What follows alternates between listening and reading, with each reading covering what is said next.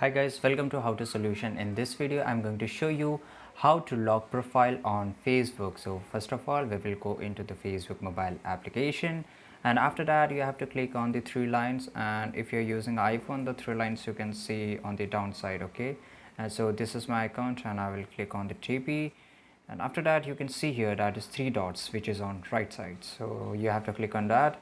And after that here you can see there is an option of lock profile, so here you can find your lock profile option. Okay, so you have to click on that, and here you will see lock your profile, which I will get option, so I will click on that. Okay, and it's taking some time to load.